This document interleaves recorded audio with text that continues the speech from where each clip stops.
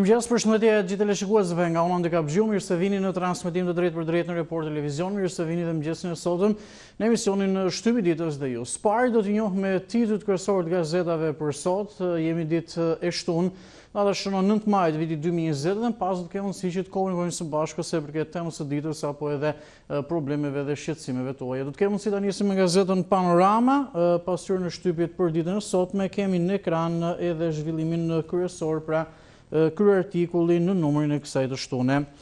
Pas Strasburgut, pronat çmimet dysheme të kompensimit në Tiranë. Tokat në qytet dhe fshat. Pas vendimit të gjykatës së Strasburgut për ndryshimin e formulës së kompensimit, gazeta zbardh çmimet e pronave në Tiranë dhe në fshatrat përreth. Rastet kur vlera e kompensimit nuk duhet të jetë më pak se 10% e çmimit të sotëm të tokës dhe si do të bëhet llogaritja pas ndryshimeve. Çmimet edhe për të gjitha zonat brenda qytetit. Detajet në faqen 5 sa i përket pra çmimeve dysheme të kompensimit të pronave këtu në kryeqytet. Shkreli kujton takimin në Qafbari dhe bisedat për regjimin miku arkitekt porosia që la Max Velo. Mesazhi çiftit Katare, nuk ishte lehtë lantumira me ty, Max Velo. Në foto është Max Velo edhe Artan Shkreli, detajet i gjeni në faqet 10 dhe 11, ditën e dieshme është përcjell për mbanesën e fundit arkitekti i njohur Max Velo. Kalojmë në këto momente si çdo të shtunë në suplementin Panorama Plus. Alessia Bami fejohet në moshën 20 vjeçare me një biznesmen, Luana Vjollca, në udhkryq për dasmën. Si që theksuam, suplementi Panorama Plus, Tracy Sejdini në karantinë preferoi më shumë hashashin se alkolin, Arbana Osmani pre të bëhet nën. Nga faqja 13 deri në faqen 20 e gjeni këtë suplement, në foto janë Luana Vjollca dhe Majtës është faqja e parë e këtij suplementi. Do të shohim të tjera zhvillime. Kundër Bashkimit Evropian dhe Europa Nostra, Rama vendos që teatrin ta shem Veliaj. Basha, kjo është një shpallje lufte. Reagimet, vendimi i ri shtyen zgjedhjet në universitete, detajet i gjeni në faqen 4 pra me situatën e zgjedhjeve në universitete. Debat në kuvend në pension 55 vjeç, kategoritë e policëve që preken nga ligji i ri, çdo detaj të mundshëm e gjeni në faqen 9. Faza e tretë, Shqipëria e ndarë kundër virusit, të hënën hapen berberët më 1 qershor çerdhet në faqet 2 dhe 3.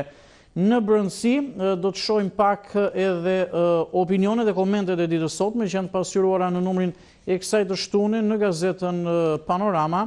Do t'i kemi edhe me detaje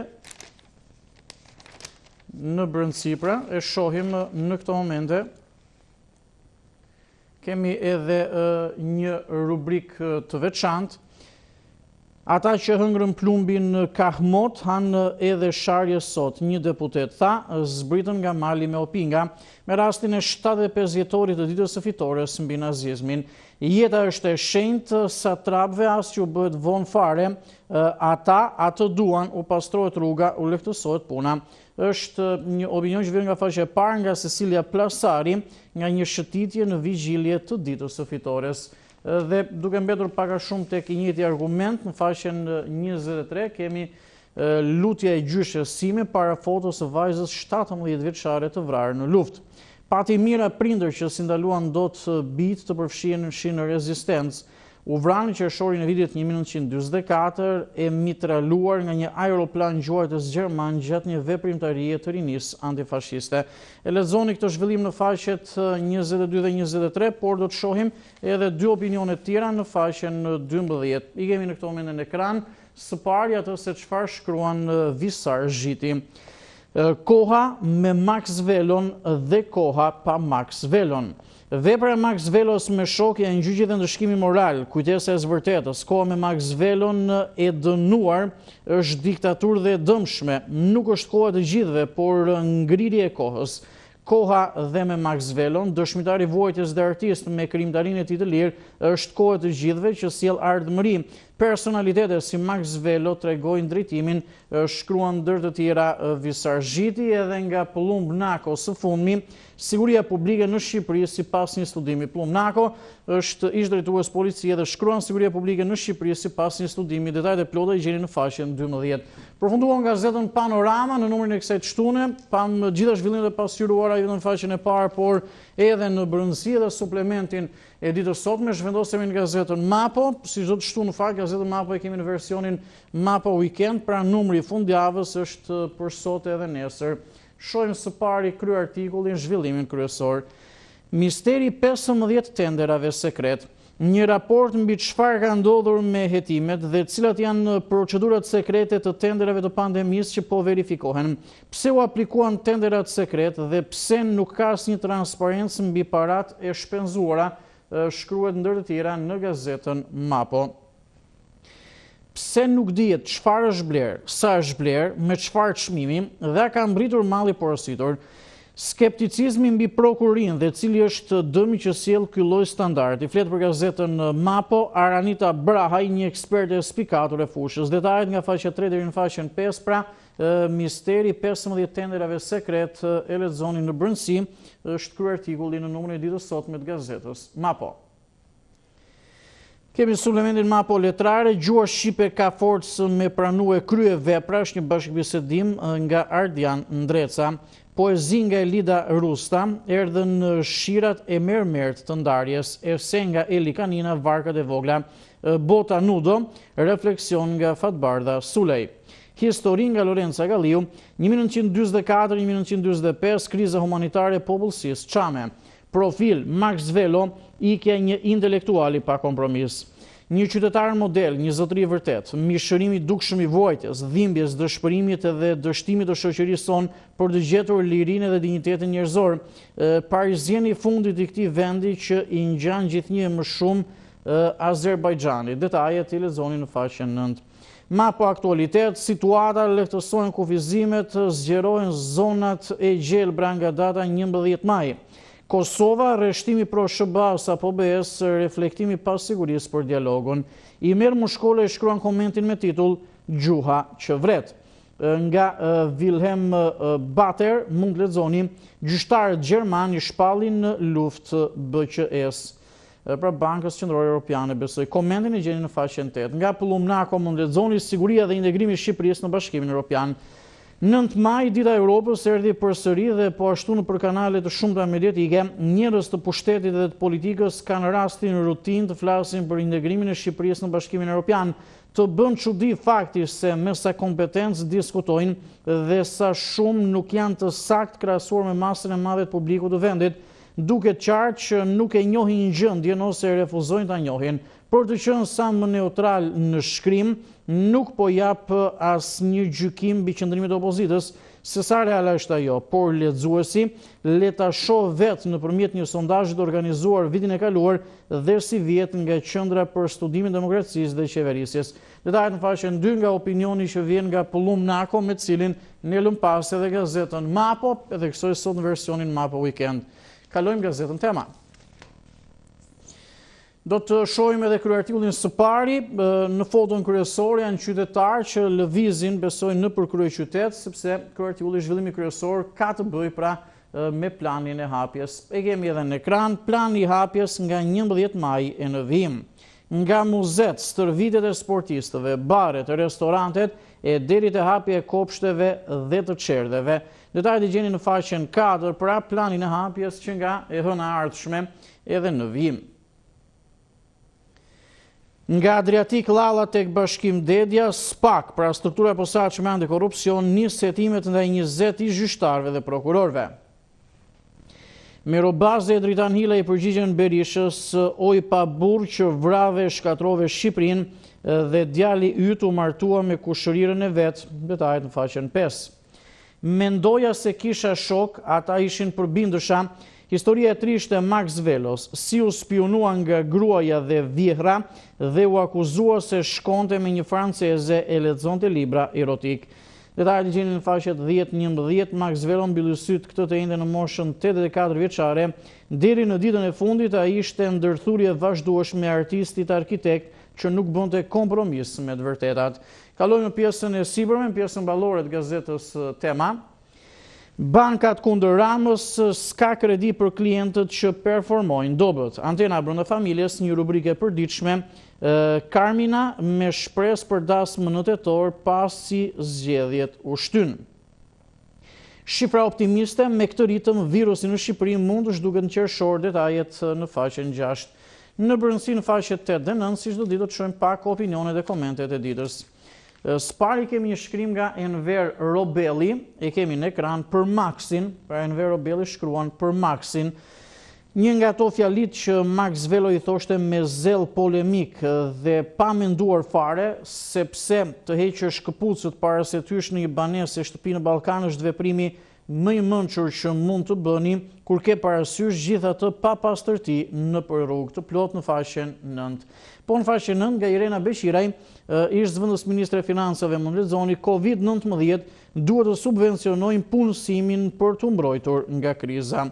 Ndër të tjera, Irena Beqiraj shkruan: në periudha krizash nuk ka më gjë për të fshehur dhe kjo papunësi bëhet e dukshme. Vetëm në muajin mars pati 47.000 të larguar nga puna, ndërkohë që qindra mijëra të tjerë në pritje të ndihmës figuronin ende në listë pagesa, edhe pse realisht ishin të larguar nga puna. Thënë këtë, në të dhënat e prillit pritet që të servirin edhe më shumë të larguar nga puna, shkruan pra ndër të tjera Irena Beqira. I kalojmë në faqen 8 në këto momente. Shohim sparjet se çfarë shkruan Eduard Zaloshnje, qëndrimin e tij, që të parandalojmë pandeminë ekonomike. Pra që të parandalojmë pandeminë ekonomike, shkrimi nga Eduard Zaloshnja, sidoqoftë të gjitha sakrificat e deri sotme, individuale dhe të shoqërisë në tërësi, do të shkonin dëm, në qoftë se rikthimi në jetën normale do të bëhej pa kujdesin e duhur në kushtet kur koronavirusi ende qarkullon ndër ne, shkruan Eduard Zaloshnja. Dhe së fundmi nga Mirobaze, krahasimi mes opozitës së Shkupit dhe asaj të Shqupit. Mirobaze analizon ndër të tjera, mjafton alternativa Zeni që Edi Rama të ketë të sigurt mandatin e tretë e mëtej. Dhe kjo natyrisht i pëlqen dhe Edi Ramës që po ja ledhaton këtë projekt duke ja respektuar dhe investimet e pista në media. Përfunduam edhe gazetën Tema, ishin gjitha zhvillimet në këtë të përditshme edhe me opinionit në brendësi. Dalemi pak në këto momente në gazetën Koha Jon. Do të shohim së pari krye artikullin në gazetën Koha Jon, e kemi në ekran këtë të përditshme me të gjitha detajet. Edi Rama provokon ndaj artistët protest në sheshin Skënderbej. Pra, Edi Rama provokon ndaj artistët protest në sheshin Skënderbej. Në ora 12:00, Aleanca për mbrojtjen e teatrit ka bërthire që secili të respektojë masat mbrojtëse me maska në distancë 2 metra nga njëri tjetri, me parolla kundër fashizmit dhe pushtetit despotik. Pra, qytetarët e jenë në shesh, edhe policia do të jetë për të shprehur solidaritetin me ditën e Europës. Kryeministri dje publikoi vendimin e qeverisë që e kalon bashkisë për ndërtim për kulla private zonën e godinës së teatrit kombëtar. Kjo gjë shkaktoi val zemërimi të artistët dhe të qytetarët, të cilët sot janë thirrur në shesh për ta kundërshtuar. Edhe opozita reagoi fort kundër këtij krimi të kryeministrit. Sot pritet përplasje fort në shesh. Detajet mund të gjeni në faqen 3 pra, që ka të bëjë edhe me çështjen apo debatin në lidhje me teatrin. Basha, akt lufte i kryeministrit ndaj artistëve dhe qytetarëve. Kreu i shtetit, presidenti Meta, vendimi për mandatin e Dvoranit është përgjegjësi e Këshillit Largjësor dhe e askujt tjetër. Antari i Këshillit Kombëtar të Partisë Demokratike, Aleksandr Biberaj, tani është koha, frikë jo, përballje, aksion opozitar për ndryshuar realitetin. Po. Editorial, frika e protestave, Rama blindon Tiranën. Shqipëria, sipas mendimit të gjithë ekspertëve mjekësore, ka kaluar fazën më kritike të koronavirusit. Shifrat e infektimeve të reja me 8 deri në 15 raste në ditë, kur shtetet e tjera numërojnë me qindra. Detajet në faqen 2 nga editoriali i ditës për qëndrimi redaksional i gazetës Koha Jon. Reagimi për teatrin kombëtar në Eritan Liçaj, Ramës, kjo godin do të jetë vari yt. Nënkryetari i LSI-s Petrit Vasili, karantina dhe pandemia po përdoren për të grabitur e rëmbyer teatrin. Reagimi për aktin e qeverisë, regjizori Budina, qytetarët të na bashkohen, nuk e lëshojmë teatrin në asnjë mënyrë. Reagimi Aleanca për mbrojtjen e teatrit, ju bëjmë thirrje qytetarëve të na mbështesin. Opinion nga Mal Berisha, toka e shpresës dhe lavdis. KIE paralajmëron Shqipërinë kujdes me tenderat dhe korrupsionin gjatë pandemisë. Detajet i gjeni në faqen 4. Lëm pas edhe gazetën Koha Jon, sepse i morëm gjitha zhvillimet dhe pasura në faqen e parë në këtë të përditshme, vijoj me Telegraf. Çojmë spari, krye artikullin, zhvillimin kryesor në gazetën Telegraf, e kemi edhe në ekran, Bashkimi Evropian, tenderat sekret dhe konflikt interesit, rrezik për Shqipërinë. Organi më i lartë i antikorrupsionit evropian paralajmëron rrezikun prej korrupsionit të lartë që i kanoset ekonomisë shqiptare me tenderat në shëndetësi, por edhe në sektor të tjerë, duke përfituar nga situata e pandemisë. Një tjetër kërcënim konsiderohet përqendrimi i pushteteve, shkelja e lirive dhe të drejtave të njerëzit dhe futja e sasive të mëdha të parave. Detajet janë në faqen 2. Ina Zhupas, dhënëse Partisë Demokratike, grabitja e të dhënave i Albania, misionare qytetarëve apo e fushatës elektorale të rilindjes. Ligj i ri për policinë, punonjësit e policisë dhe të strukturave ndihmëse që janë 55 vjeç nxirren në pension, vjetërsia dhe paga që mund të përfitojnë. OSHE, operatori shpërndarjes së energjisë elektrike, më e frikshme se Covid-19, qytetarët po zhvaten me faturat afro oferte energjisë elektrike mbi 140.000 lekë në muaj për familje. Detajet janë në faqen 6. Fatos Lubonja, Rama në pandemi rrit autoritarizmin e tij. Petrit Vasili të marrin fund kufizimet politike të rilindjes. Vincent Oej, Euralius dhe Obdat i jon mbi kushtetutën. Rudina Hajdari, palët politike nuk e duan sistemin zgjedhor.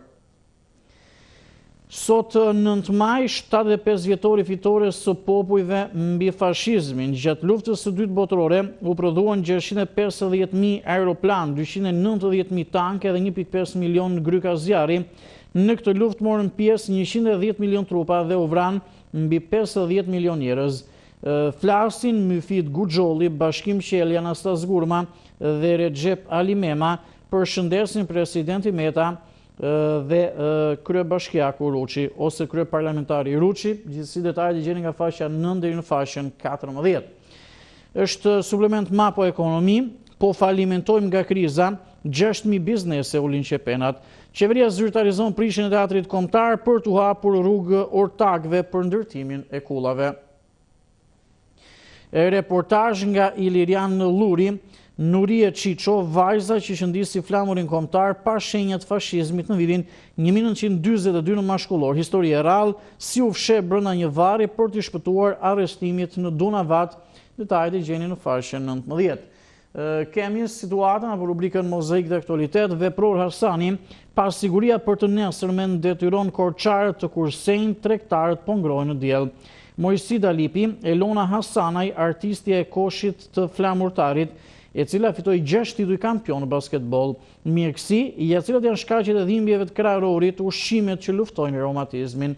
Ëngjëll Musari, drejtori i gazetës Telegraf, shkruan opinionin me titull Oligarkët mbajnë pengë rilindje në teatrin kombëtar. Frank Shkreli, ish drejtori VOS për Eurozin, komenton Max Velo shkoi në amshim.